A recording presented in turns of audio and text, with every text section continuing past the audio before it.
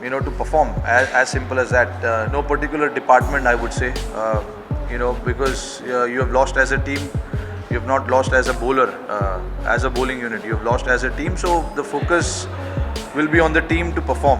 এইটা পাকিস্তান না ভারত। তোমরা ক্রিকেট খেলার যোগ্য নও। ম্যাচ জিতে বাংলাদেশকে অপমান করলো রোহিত শর্মা। দর্শক, বিস্তারিত জানতে ভিডিওটি না টেনে সম্পূর্ণ দেখতে থাকুন।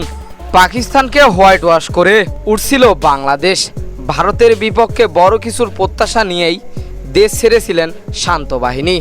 তবে প্রত্যাশা ও প্রাপ্তির মধ্যে যোজন যোজন পার্থক্য রয়েছে চেন্নাইয়ের টেস্টে।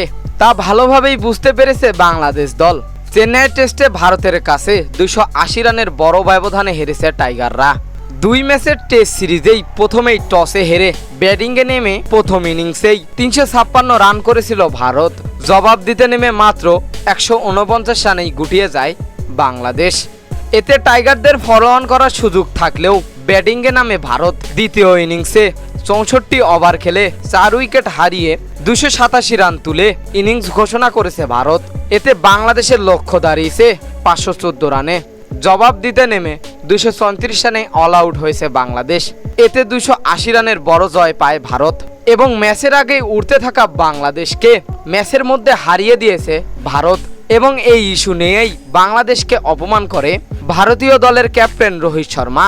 সংবাদ সম্মেলনে রোহিত শর্মা বলেন, এটা পাকিস্তান না যে হোয়াইট ওয়াশ করে চলে যাবে। এইটা ভারত, সবসময় মাথায় রাখতে হবে। তোমরা আগে ক্রিকেট খেলা ভালোভাবে শিখো, তারপর হারানোর স্বপ্ন দেখো। এবং সংবাদ সম্মেলনে রোহিত শর্মা বাংলাদেশিদের অপমান করতে থাকে। তো দর্শক, ম্যাচ জিতে বাংলাদেশকে অপমান করলো রোহিত শর্মা। এটা কি ঠিক করেছে রোহিত? কি মনে হয় আপনাদের? জানিয়ে দিবেন এই বিষয়ে আপনাদের গুরুত্বপূর্ণ মতামত আমাদের ভিডিওর কমেন্ট বক্সে।